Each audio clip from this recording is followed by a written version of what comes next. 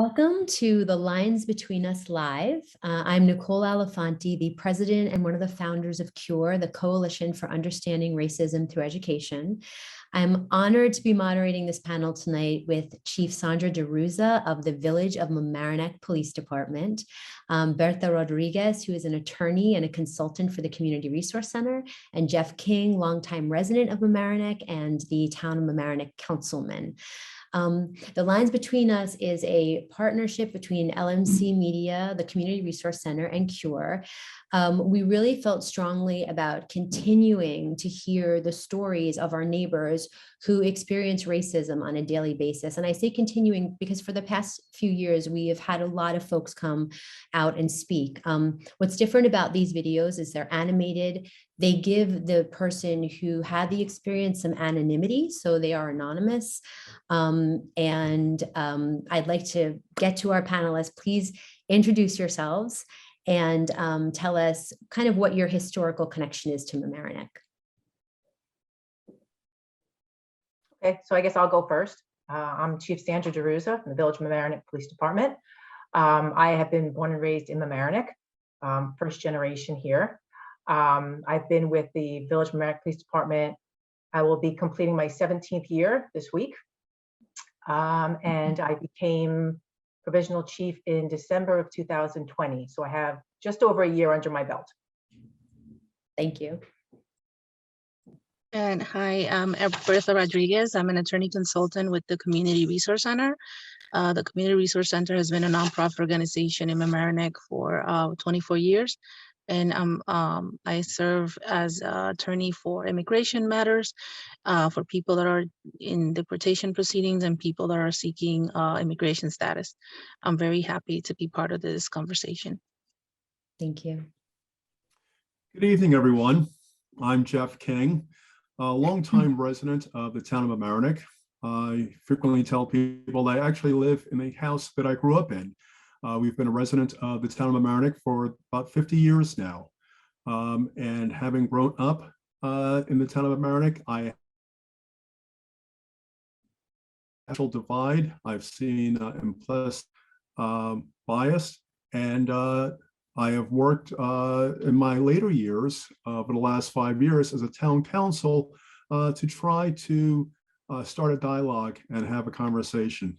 So bring our community together. Thank you so much. And I hope that's what this conversation is, just a seed, a beginning of something.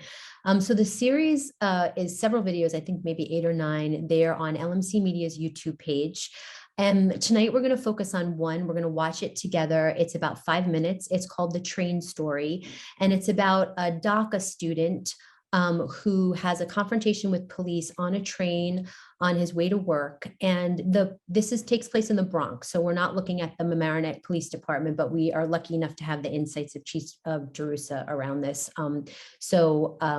Basically, we're going to watch this together for 5 minutes, and then we'll start a conversation about what we saw, thoughts around it, and we'll dig in a little bit to what's going on here in Mamaroneck as well in terms of reimagining police and community relationships.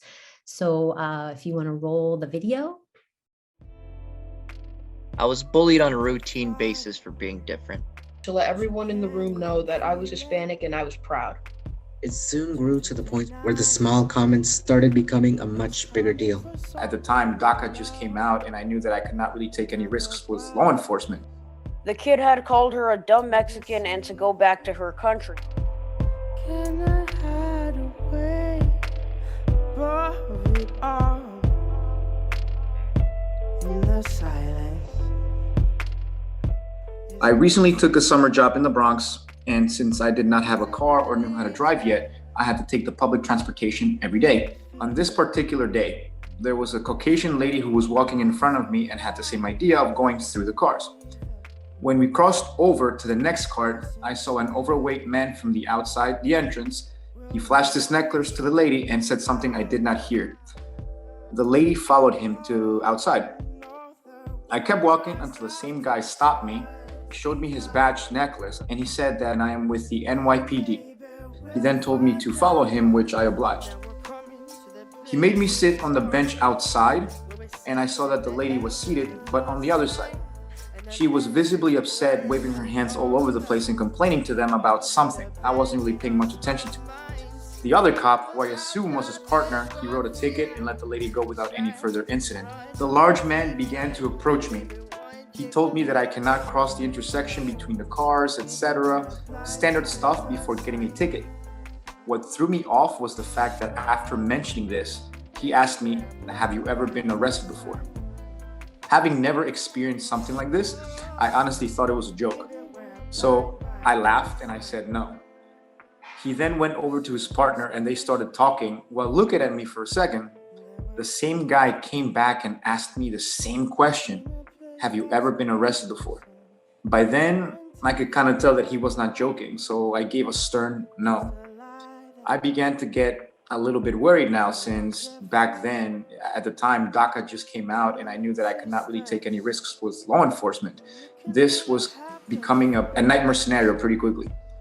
The cop asked me to show him my ID. I gave him my college ID, which had my picture and name on it. When he showed it to his partner, he grabbed it and I heard him say my name and start communicating back and forth through the walkie-talkie. The partner, who looked Puerto Rican, began asking me, "What is this?" I replied that it was my ID. He did not seem content with it because he followed up by saying that if I had a state ID, which I said, unfortunately, no, I don't drive. I do not have a license. He asked me if I have a social security number, to which I said yes. When he told me to give it to him, I simply said, "Why would I carry it on me? I mean, I can tell it to you if you want." As soon as I said that, I could tell the guy was annoyed because he threw his hands in the air and I just stayed quiet. I was going to be late for work because I was there for at least 20 minutes. I remember vividly him telling me, "You know we can arrest you right now, right?" He wrote me the ticket for crossing the platform in between train cars, and then he said something along the likes of me being off the hook and that he did me a favor. I did not look back and I just went about my day. These racist and anti-immigrant stories are common. They happen right here in Mamaroneck. They happen in Westchester County, in our neighborhoods, and even in our homes. It's important for us to continue to support our neighbors and our local community members to feel safe enough to share their stories. We have to internalize them and continue to make change so that we can end the racial divide and end anti-immigrant sentiments. We welcome you to support the Community Resource Center, your local nonprofit empowering the new immigrant community in Mamaroneck and Westchester County. So first of all, those videos, all of them were really beautifully produced. And I give a shout out to LMC for that. And so let's dig in a tiny bit to what we all just watched. Everyone's going to have a different take on it. You know, we're sort of sitting in that uncomfortable zone of bias and racism. And I think we use bias as a softer term, but I think bias is a symptom of structures of racism that we've all just sort of absorbed in our lifetimes, you know, in different ways and spaces. So I want to just start with Chief DiRuzza. What and let's make it clear to those who are joining now, this wasn't Mamaroneck Police, so we're just getting insight from a police chief on something like this. But when you watch that video, I mean, I always want to ask police after something goes down, what was going on? What were you thinking? You know, so what's happening with those police in that situation, or at least what can you read from it? Sure, and obviously we're just speculating on what was actually going on at the time. So judging by the young man's story, apparently he had some kind of infraction on the train that they were going to give him a summons for. You know, so they asked for his ID. I'm assuming they probably needed name, date of birth, something of that nature for the summons. So in terms of, you know, asking, has he been arrested before? I mean, that's normally not something that we would ask unless we had reason to do so. For example, were we looking for somebody who might have fit that description for a similar crime that just occurred, something like that? You know, at no time during that interaction would they have had any reason to search any of his property or anything like that, which they didn't do. You know, the only thing, and again, being devil's advocate to try to maybe support the police is, you know, when they asked, have you ever been arrested before? And again, maybe because they were concerned that this person had done something prior, the way that the young man answered, and again, very honestly, like, no, I've never done anything before. Maybe the police officers took that as maybe something deceptive, like, you know, oh, he's just trying to joke, play it off that, you know, yes, maybe I did do something, but I don't want them to know. It's hard to tell with that. Normally, if an officer does need to check somebody's information to see if there is an active warrant out for somebody, that's when they would call in information to their dispatch or their headquarters to see, you know, is there something that this person, if there's a warrant out for them or something like that. So it appears they did issue him a summons, as they did with the young lady, and let him go on his way. So again, it is hard to speculate at the time what was going on with them. I did notice on LMC-TV's webpage that they do have a document there about know your rights. I think it was from the ACLU, which is a very good document. It's very clear. And that is something, and I just noticed it today as we were preparing for tonight, that I'm going to include on the Village of Mamaroneck PD's website. We've just created one, a standalone page that we're hoping to launch next week. And as part of that website, it's going to be in both English and Spanish. So one of the tabs that we do have is about car stops and what to do if you are pulled over, how to file personnel complaints, how to, during emergencies, how to find information. So there's a bunch of information on that website. So be on the lookout for that in the next couple of weeks or so. Thank you so much. So that's great. And I was going to ask you about what that person's rights are, but I think maybe, because we have tons of questions, maybe Bertha, if you want to speak to what in that situation, if a client came to you and said, I'm freaked out, you know, I was stopped on the train, it was so scary, you know, I went through this thing, they asked me these questions, like what actually could that young man have said? Could he have said, no, I can't, I'm not showing you my, like, you know, like what is appropriate? So one of the things that the clients that we serve, a majority of them are undocumented. And in this case, this young man is a DACA recipient, and DACA just it's not a permanent status, it's a temporary status, which has to be renewed every 2 years. So having an interaction with police, the biggest fear is then being, you know, turned over to ICE. And, you know, it's in his DACA depends on having a perfect record. Even having a small infraction sometimes could get his DACA renewal, it could get rescinded, and he can end up even in proceedings, and in the worst case scenario, he could end up deported. And at the very least, just if he has an infraction and it's a unlawful denial, he would have to spend so much money just to get, you know, his case appealed and to be able to get back to where it is. So when someone comes to me with this, you know, with something like this, their fear is, am I going to get deported? Is somebody in his shoes? In regards to the Know Your Rights, like the chief mentioned, we have in the community, we have Know Your Rights, where we speak about what to do when you're interacting with police. And one of the main things is, you know, remain silent. And, you know, if you are arrested, ask for an attorney, do not continue speaking. And one of the things they don't have to answer about their citizenship status, which was one of the, do you have a social security? It's not something that really has to do with what, you know, the cop may have been searching for someone that fit his description. That could be something that he can get from his ID and then go back and check if it's someone that has, you know, some sort of, you know, foreign or anything. So definitely one of the things that we talk about is making sure that you know, people we serve that have IDs, either Westchester County IDs, and now because of the green light, they're able to get state IDs, driver's license, etc., so that they're not walking around with, let's say, their passport or anything that would be able to demonstrate that they're not U.S. citizens. You know, it's specifically for him, it's that fear. I just got DACA. It's not a permanent status. You know, I could end up deported. And you know, so just kind of having that conversation surrounding what his rights are. Right. And I think, you know, Durandi says something in the closing of that video.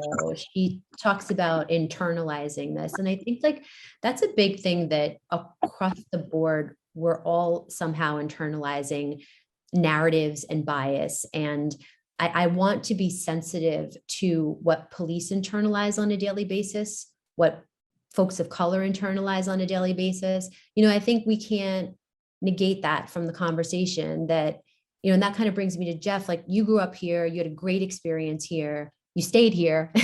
But I've heard you tell a story about being a young kid and receiving some bias from the police. And, there's internalization there, right? So unpack that a little bit for us and tell us about your experience. Well, if I may, I'd like to quickly go back to the film strip, which you just watched, because I think it's all in the same. I think this film strip speaks on so many different levels. I think it speaks of what we're discussing here, implicit bias, but it also speaks of the fear that people of color feel when they're encountered by a police officer. Or I say that because historically, people of color have by the numbers have been incarcerated much more than whites. So when you watch this video and the young student is saying, well, there's a white woman who for the same infraction speaks to the police, she shows her frustration, expresses her frustration, and she's told you can leave. Whereas this individual, the conversation is one of intimidation, which I have personally experienced. And it's from the get-go, from the initial steps, the initial conversation, it's one of intimidation. It's not one of respect. It's not one of trust. He's not given an opportunity to speak with impunity. He's not given a chance to actually speak his mind because he's fearful of the ramifications, being a DACA person or having that DACA classification. So I think there's so many different levels that when you see a film strip like this, yes, this occurs every day. And the experiences for someone of color and someone of a white person, they're two totally different experiences. And we see the police officer, and I think that's a very important part, a very important focus, is that you have two police officers. And the second police officer is Hispanic. And that just reinforces that we all inherently have our own biases. And just because you come across another officer who is of color, that doesn't negate the fact that they have their own biases. Growing up, as I did as a young teen, moving here, my family and I, all of my friends, for the most part, were white, and me being the lone Black person. And it was a difficult transition. And I don't think you ever get over that transition. I think it's a constant learning curve of which I go back to. I think my children go back to.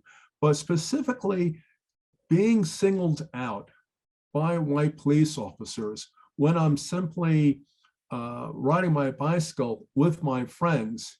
And again, it's that confrontation. It's that fear that, oh my God, what have I done? Why am I being singled out?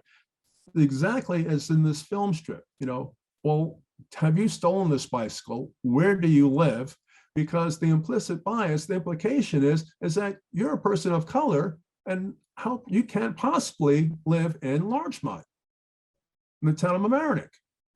And this was a reoccurring occurrence, both in the town of Mamaroneck and the village of Larchmont. And it came to an abrupt stop, fortunately, because my father was a lawyer and threatened to sue both the village of Mamaroneck and the town of Larchmont if they didn't stop pulling me over. So so as a young teenager, I learned firsthand the ramifications of implicit bias. Thank you for sharing that. So yeah, I think, it's interesting because that the narrative of I don't stop to think of what a police officer is thinking. Like you said, there could have been a a note out of an APV or whatever that's called, excuse my terminology, saying there's a 5'7" Hispanic man who just ran from a store or whatever.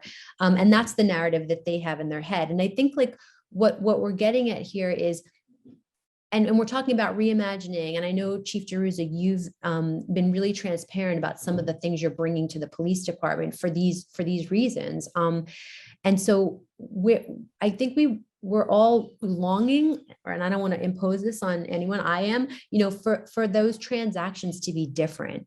And so the cops might know they're looking for a kid that looks like that kid, but that kid doesn't know that. So where are we headed to? Are police looking internally at themselves and saying, what other transactions could transpire where we're keeping people safe because we have somebody that we need to get, because they just did something.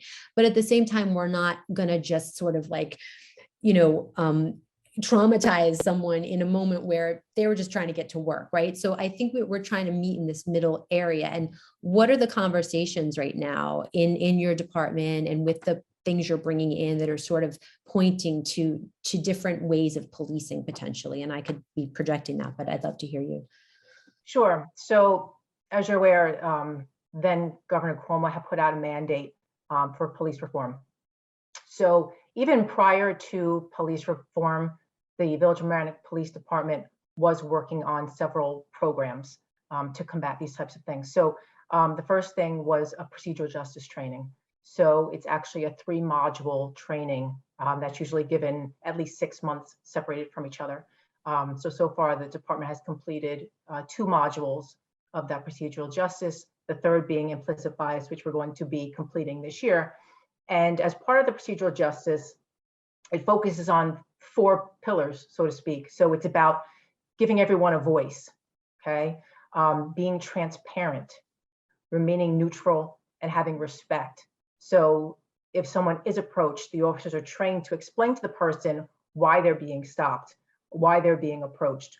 Let them voice their feelings about what's going on, remaining neutral through the encounter. And that's building that trust, building that transparency. COVID put a little bit of a damper on our in-person meetings. We've had meetings in the past with the Community Resource Center, trying to engage, asking questions, having open forums. So we will be looking to continue those discussions in the future once things kind of open up. We've also given the officers business cards where if they do have an interaction with someone, they have their name on them. It has the phone number for the police department there to give those to people that they interact with. Also, I don't want to jump ahead a little bit, but we've talked about, I know we had, I had asked both CURE and the CRC to provide a letter of support for us to attend or else to give our officers the ABLE training, which is active bystandership for law enforcement. So basically what the premise of that is if they see an officer, regardless of rank, doing something inappropriate, using excessive use of force, giving them the tools to be able to stop what's going on.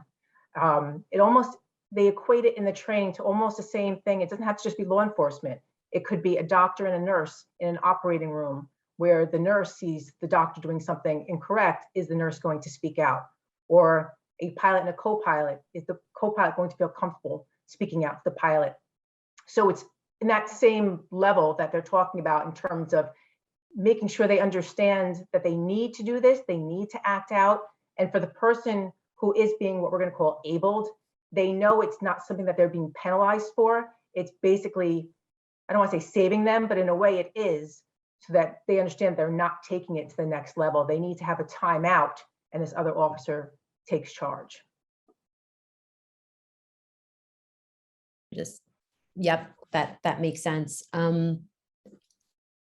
It's great. I mean, I think the fact that, this was also being thought of before the mandate. I think, some people, both you, Jeff, too, had the Racial Equity Task Force prior to Cuomo's mandate. And I think that says a lot. I think that, people, when the mandate came around, were thinking this is optics. What are happening to these reports? What does it matter? Where are they going? But the fact that our communities were thinking about this, I think is important. We have a lot of other questions. I just want to get to Bertha really quickly.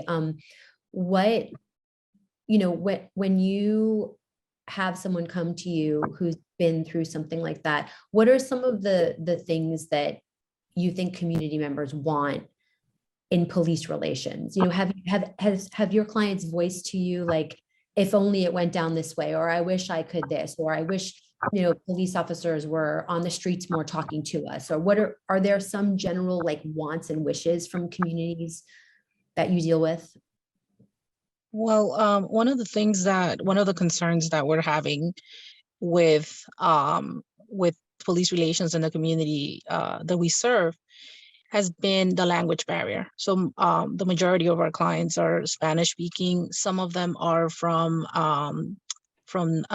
native, like Indian communities that speak a different dialect that are not even Spanish.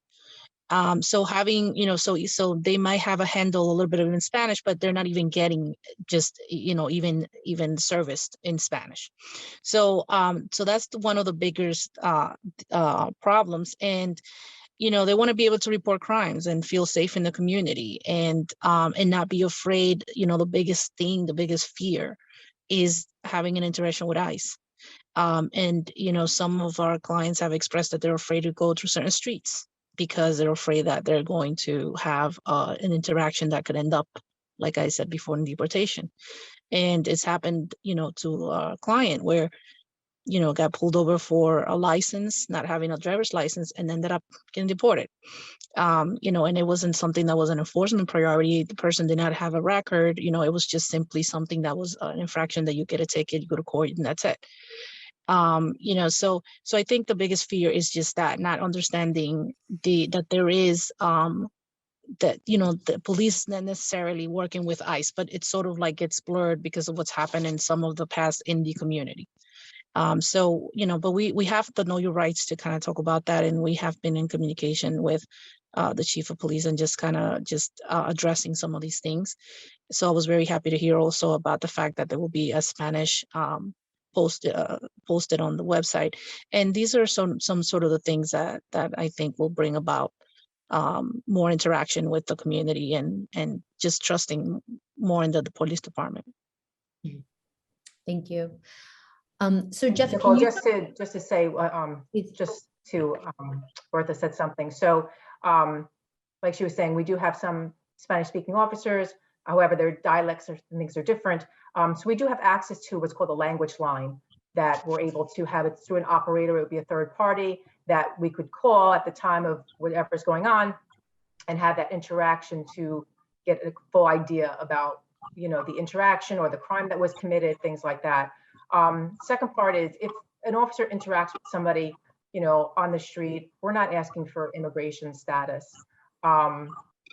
That would only happen at the time if they were arrested for a misdemeanor or a felony offense where they had to get fingerprinted. Other than that, you know, we don't ask for that. And we have had some concerns about members of the community coming forward to report crimes. And that's something that obviously we don't want to see happen. And we know that we want to work on that. Hence the reason of us wanting to have more forums to engage with more members of the community, to have them feel safe. Because obviously we don't want anyone to be the victim of crime. So anything we could help facilitate that, we want to do that. That's great. And I'm going to want all of these resources that you're discussing so we can share them out after this and keep people, you know, just abreast of what's going on. Jeff, I wanted to just circle back with you for the town of Mamaroneck's report and how that came about, and just tell us a little bit about how you sort of started a task force prior to the mandate and what came of that. What was that process like, and what are some of the things that are happening in the town of Mamaroneck? The process came about watching the events unfold about George Floyd and his death, the murder of George Floyd, and it struck a chord with me that something has to be done, that we have to start the dialogue between communities, people of color, people of white, but with the police force, police departments throughout the country.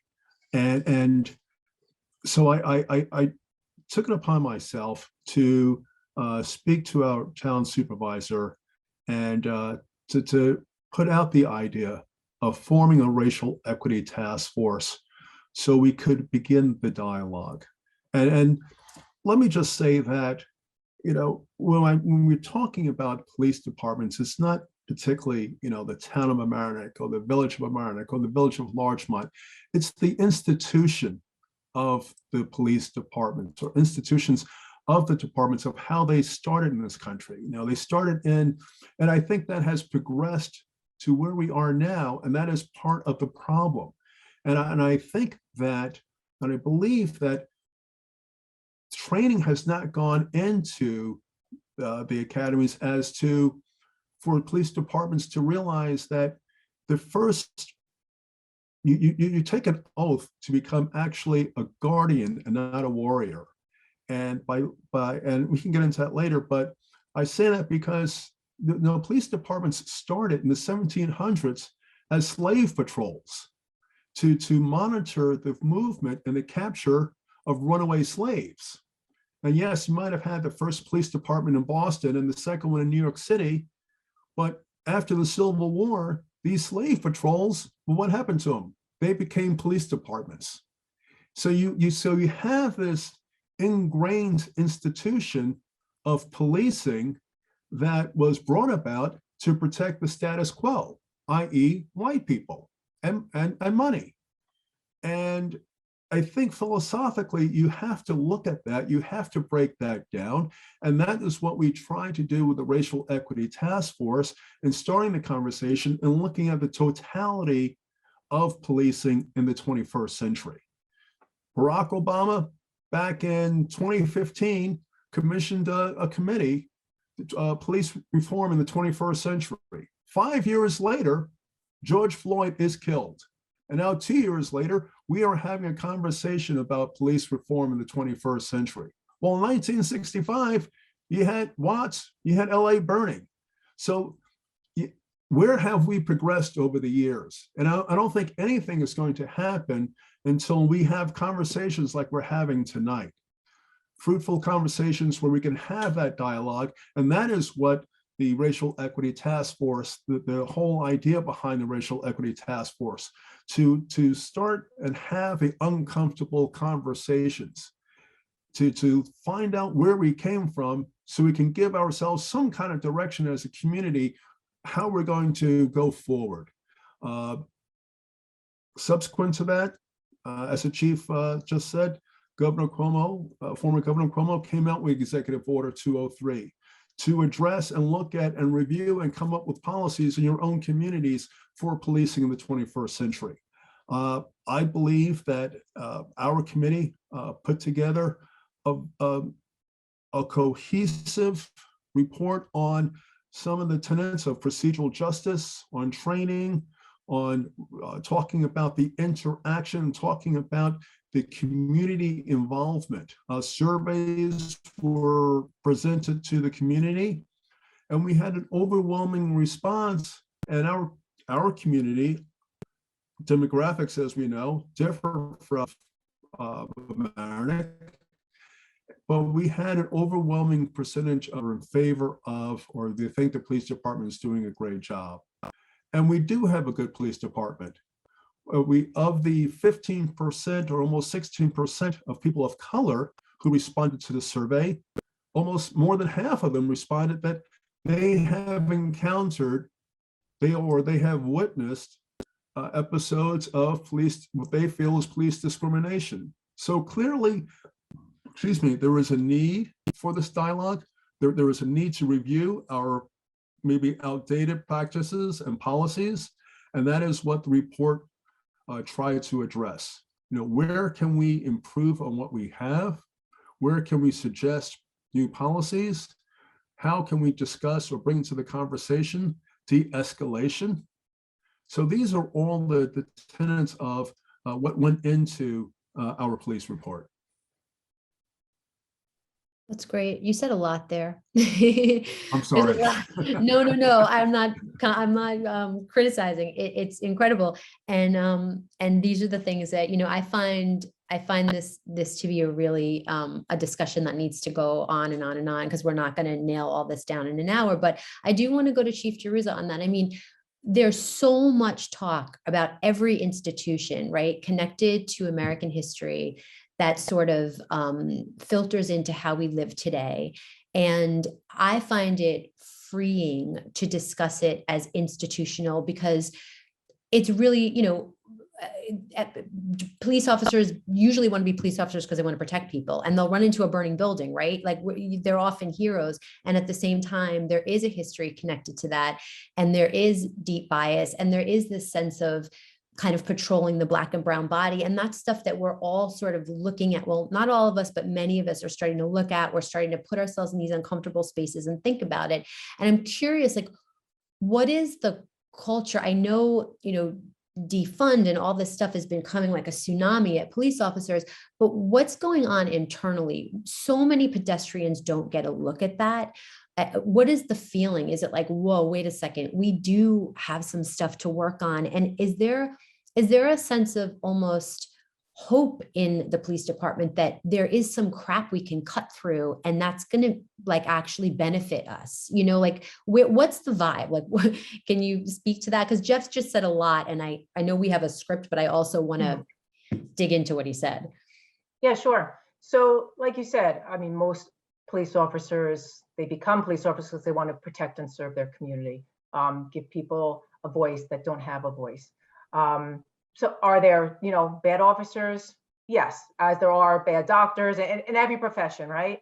So I think a lot of the focus too, especially even before reform, but now with reform, is about our hiring practices and making sure that, you know, people are properly vetted to make sure you are hiring good candidates. Hiring from the community, so you have proper representation on your force that represents your communities. Sometimes people that have ties to the community is helpful because they know a lot of the members of their community, and they have, you know, that interaction with them prior, so they have that bond. You know, in terms of the mandate itself, I think at first a lot of officers were apprehensive to it, not knowing what it was going to bring. I can speak for my department that we were already in compliance with a lot of things, and we already had a lot of things on the table.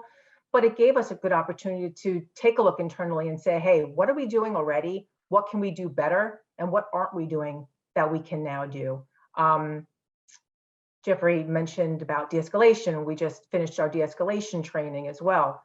So we're trying to check off a lot of things that we know are important topics, and just maybe training that was lacking before that is so important. Something else that came up was mental health. And should law enforcement be responding to calls for mental health services? The Village of Mamaroneck Police Department is one of 4 departments that are part of a pilot program called 911 Diversion, where if somebody calls needing mental health services, it will be sent over to a crisis counselor first to see if they can mediate it versus police officers responding. Of course, if there's an imminent threat, then the officers will respond. But if it's not something that's urgent matter, we're going to try to get them the social service resources first. So again, that's one of the things that came up as part of police reform. So there are definitely some benefits to that report. Okay, thank you. Bertha, do you have any thoughts on what we just discussed, or do you want to have some input? No, I think everything was well said. I don't have anything. I just want to make sure I'm not leaving you behind. So I want to talk a little bit about that. You know, is it a positive thing to recruit from our communities? I mean, to look at, you know, our own kids coming out of high school who want to be police officers and saying, you know, work here, right? I mean, they just went through the system. They go to the local shops, they go to the local school, they play on sports teams, and they feel connected to the community. I mean, I think that does a service. Is there data on that, or, you know, to communities when our own people are kind of overseeing things? Is that a good thing? Yeah, I mean, I don't know, you know, if there's any specific data out there, but, you know, what I can tell you is our department did, and it'll be on our website, did put together a recruitment video to try to engage members of the community to take the most recent police test.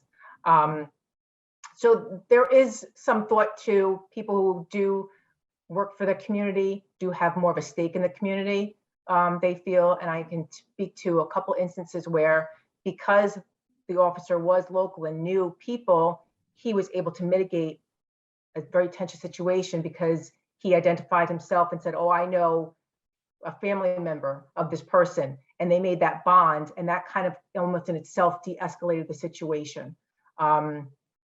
And then again, it's about, you know, picking the right people, and the most important thing is just being able to talk to people. You know, I always, still teach a little bit at the police academy, and I tell them it's not about, you know, you being 6'5" and, you know, 300 pounds and having that presence. It's just you're yourself, and just being able to talk to people is really what's most important. That makes sense. So Jeff, do you have anything to add right now before we start to maybe take some questions?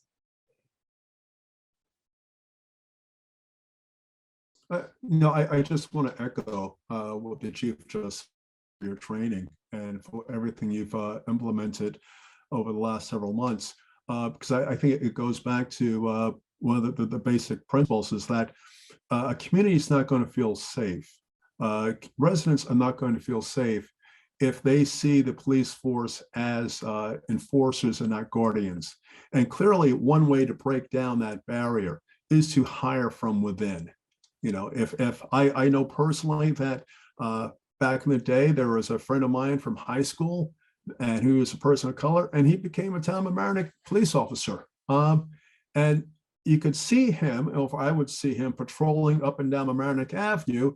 Well, there was a shout out, you know, and as you're saying, Chief, right away, you have removed layers of fear. You've opened up communication. And I knew that you don't have to be best friends, but I knew if there was a case or an instance or an experience that I had, that I could reach out to him. And I think that speaks volumes of engaging the community. And I only hope that, and I know it's very, very difficult with the existing hiring practices and laws on the books in New York State to hire from your community, but I applaud you for your efforts. Thank you. I appreciate that. And also something else I want to mention as part of, you know, the reform, the police department was just awarded a grant for body worn cameras. So we're hoping to implement that sometime this year. So I think that will give, you know, maybe some people a little bit more comfort. Maybe it feels like it'll keep officers in check. Officers feel, you know, keep interactions with the community, you know, honest. So I think that's going to be a good thing. And you know, at the end of the day, the diversity, you know, we're all striving for this level of diversity, you know, to break down the barriers of bias and racism. You know, I'll tell you a quick side. One of my daughters, who's in college upstate New York, and she had to take a diversity class. And she's going to college for early education. Well, majority of her fellow students are education majors, but also students majoring in criminal justice. And their goal is to go on and become police officers, policewomen, policemen on the state level, on the municipal level. Well, she was astonished as to the amount of resentment and pushback of students being required to take a class in diversity.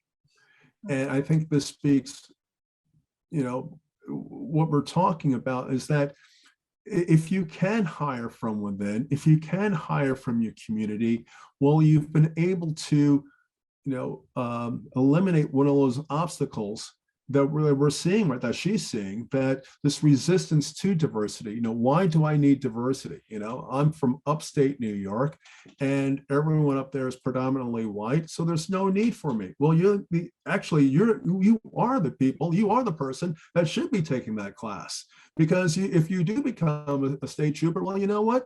You could be down here patrolling 95 corridor, and you're going to pull me over. And you've never encountered a conversation, or you've never had a conversation with a person of color. So I can't stress enough, I think, how important it is to hire from within and to break down those barriers so people of color see the police force as one of guardians and not warriors. Agreed. Yeah, that sounds good. And, I'm coming from the Coalition for Understanding Racism Through Education. So I'm gonna, it's really my sort of, and my organization's desire to really keep peeling this onion and to not be afraid to talk about it. And, I've had more people of color than not be in conversations around police and ask that question of like, where do police get to say they made mistakes? Where do they get to say, you know what, I do have bias? Where do they get to say, I grew up, in a racist family and then I became a cop and here I am? Like, there has to be space for that. The amount of trauma that their job comes with, that people of color's lives come with, that white folks are trying to process, in this construct. And I don't mean to get like, hippy dippy or whatever, but I just think we have to keep talking about this in a compassionate way and in a way where we're trying to uplift each other and to truly connect and to say, it's been rough, but we can make change, like real substantial change. And, Jeff, you're not the spokesperson for all folks of color. Chief DiRuzza, you're not the spokesperson for all cops, and, Bertha yourself. But I think these conversations are really important, and to have our community members be able to tap in and say, I'm watching this, no one's screaming, we all look reasonable, we all seem like we care. I think it's really healing. And again, it's a seed and I hope it continues. So it's 7:46 and we have about a little over 30 people watching. Thank you for being here. If there are questions, you can raise your hand. There's a little hand raise symbol at the bottom of your Zoom, or I'm not sure actually if you're on YouTube or how that works, but send us a question and we will answer it. I will try to answer it the best we can. Anybody out there? I don't see any questions in the chat. Okay. We have a great job. Thank you. So I don't know if there are other things we want to tap into here tonight, or what does the next, conversation look like? What are some of the things that maybe, oh, wait, I think I might have a question. Hold on. I don't know if I'm maybe not looking at the questions correctly. Oh, here we go. From Danny, can the chief go over the question regarding how to respond to cops when being pulled over or stopped? Yep. So again, we're going to have a document on the website be released next week that basically just talks about, the interaction with, because the same way that someone gets nervous when they get pulled over by the police officer is just as nervous because they don't know who they're encountering. So there is that fear almost going both ways. So to make the motorist and the police officer feel more at ease, it gives some tips about, what to do about, don't make, movements around, the vehicle, wait until the officer comes up to the car. And then when the officer asks for your driver's license, then to reach over and grab it. Just because, like I said, the officer is just nervous as the person is, and vice versa. So that's important to understand. And we expect that the officer does explain to the person, why he or she is being stopped. And, it starts the conversation from there. Great. I'm sorry, I raised my hand by accident. Cora has a question. And I have to figure out how to do this. Can you hear me? Yes. Oh, okay. So I'm Cora, and my question is, has anyone taken an undoing racism workshop? Or are you asking our panelists? Well, okay, I was trying to define it, but has anyone on the panel, or is there any talk of that within, the town of Mamaroneck and the government level? on the city level, town level? Has anyone taken an undoing racism workshop? That's my question. Cora, are you specifically talking about the PISAB training, the People's Institute for Yes. Survival and Yeah. Beyond? Okay, Yes, I yeah. I'm familiar with that workshop. I don't know if any of you on the panel are. It's like a 3-day process. Now it's about a day and a half or something. Okay. Yeah. Okay, so it's a process that's, correct me if I'm wrong, Cora, that's facilitated by a group of mixed race facilitators. And it really talks about the institutional and historical pieces of racism and kind of takes us through like where we are now. Is that what you're talking about? Yes, exactly. Yeah. Yeah, so that's my question. And what's undergirding that question for me is the belief or understanding that it's not just the police, it's within all of our systems. And my thought is that that's a basic piece that should be on the table.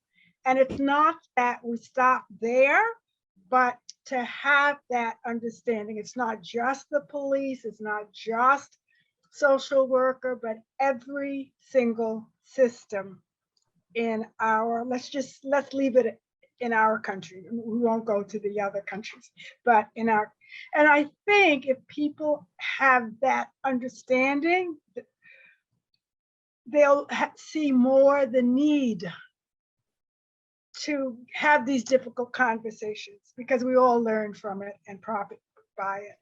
So. Thank you. Thank you for that. I don't know if either are any of you familiar with that training. I know I took it and that was actually one of the impetuses for me to start CURE, but. What is it's People's Institute for Survival and Beyond. Yeah. And they do undoing racism workshops. Yeah, it was pretty much as Nicole described it just now. Yeah, so that sounds great. So I am definitely going to look into that. But what I can tell you is as part of the training that the officers, the 2 modules so far and the 3rd one, it does talk about the history of policing. It goes into people that have been marginalized. So it does focus on that to give officers a perspective of, other people's point of views. And, when you encounter somebody, why they might react the way that they do. So they do get some of that as part of that training. Okay, start. Good. Great. Yeah. Thank you so much, Cora, for bringing that up. We have a question from Americas. Where can police find a safe place to express their trauma within repercussions, or maybe without repercussions?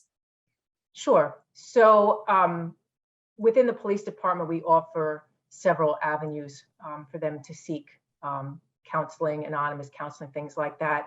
And what we do make a point of is if there is an incident that is what we consider traumatizing, what we will do is we will have counselors come on site, and we won't mandate that officers attend, but it usually is well attended. So officers talking to each other, talking to officers, and counselors that have training in speaking with officers is the best atmosphere for them to be able to discuss their feelings and emotions. So whenever something like that happens, we do give them an outlet to get them help and services.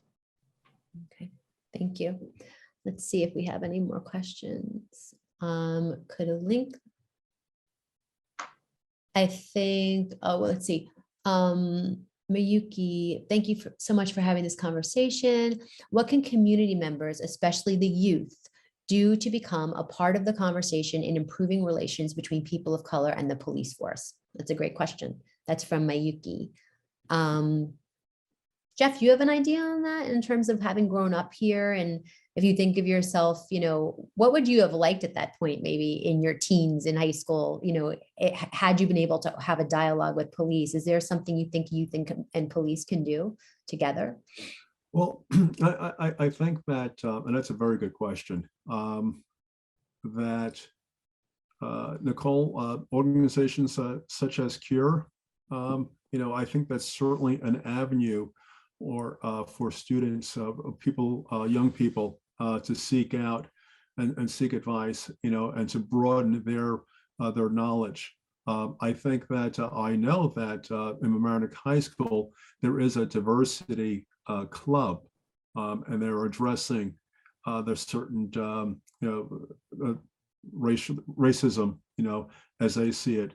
I think that you're going to continue to see evolve over the next year, 18 months,